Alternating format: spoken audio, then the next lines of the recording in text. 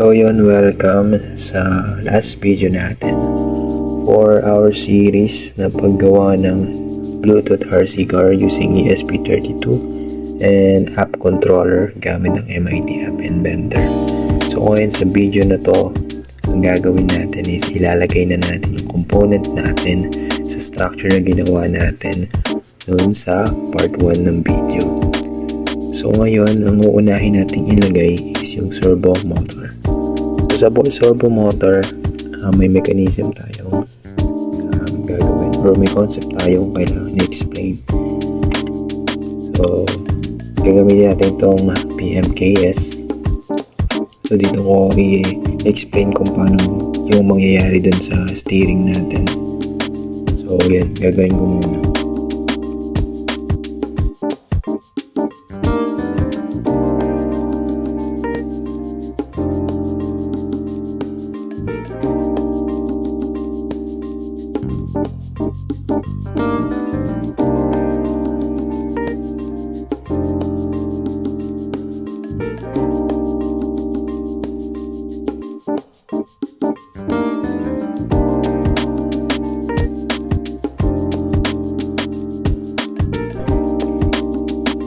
Bali, ayan yung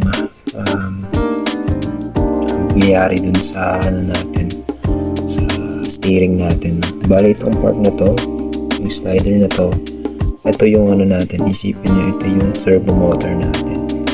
So try natin pagganahin.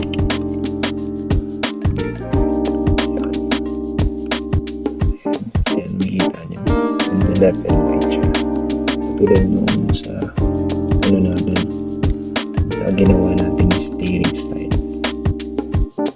So, bali gagalaw yung natin servo motor. So may kita nyo mamaya kung paano ginawa yung steering. Bali sobrang simple lang yan talaga. So bali yan, proceed na tayo sa paggawa ng steering natin.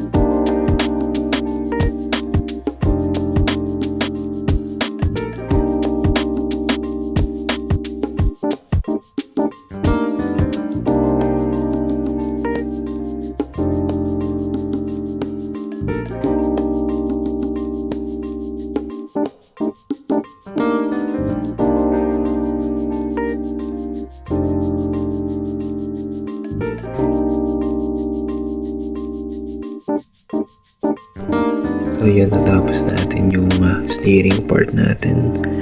So yun, ang gagawin naman natin is ikabit na lahat ng components and para matest na natin yung RC car natin.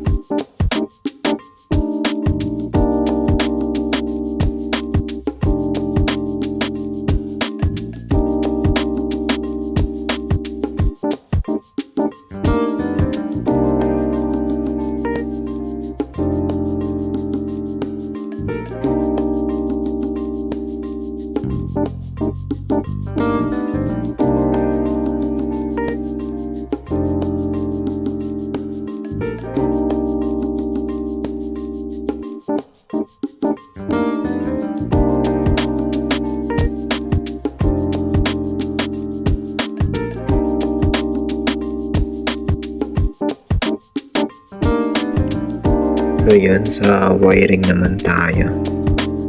So yung wiring parang ano lang siya nung wiring natin nung unang part para matest natin. Ang pagkakaiba lang ngayon is power bank na yung gagamitin. So pansin natin sa power bank, ito tatlo yung natin source, yung pinaka main battery and yung dalawang USB port. Ngayon yung red and yellow wire, rekta yan dun sa may motor driver dahil kailangan niya ng mas malakas na power. Mas maganda kung rekta dun sa battery, hindi na regulated yung power niya. So yun, gayahin lang natin yung unang schematic natin.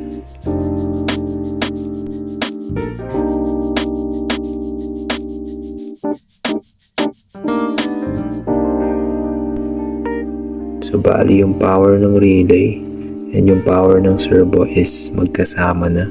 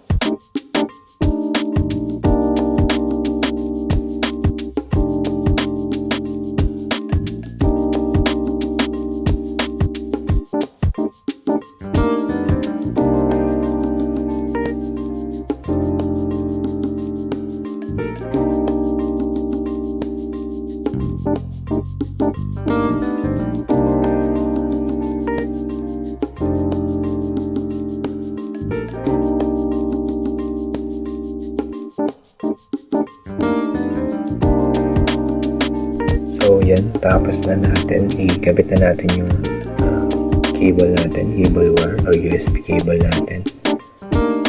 Ikabit na natin sa power bank. Ayan yung white na cable is sa natin yan sa ESP32, and yung black yan sa relay natin and sa servo motor.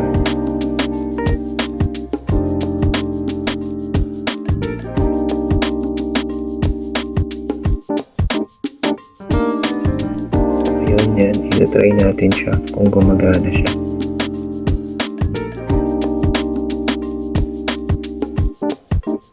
Scan natin. Select natin yung Bluetooth natin, yung ESP32 natin. Ayan. So yun, gumagana siya. Pati yung steering natin gumagana din.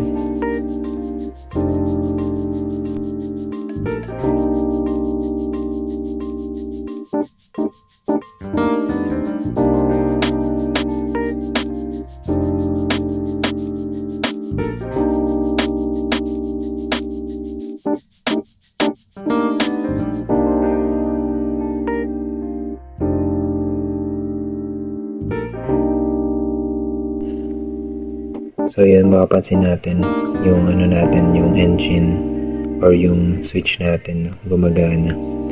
Once na pinindot natin na on and off yung motor driver natin and yung relay natin.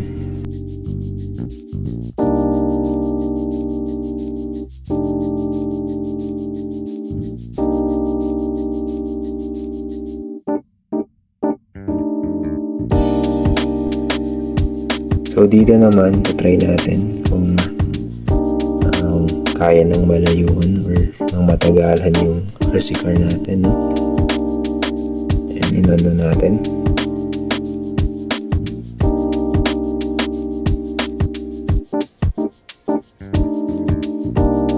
So yun, naliliko natin.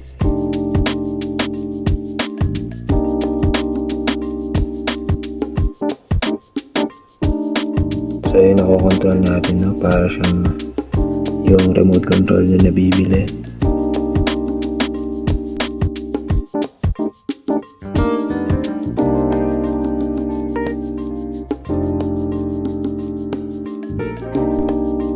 Yun, natapos na natin yung Bluetooth RC car natin. Nakagawa na rin tayo ng app controller gamit ang MIT App Inventor. So dito na nagtatapos ang video series natin about Bluetooth RC car. So don't forget to like, share, and subscribe to Bog's Scrap for more projects. Bog's out.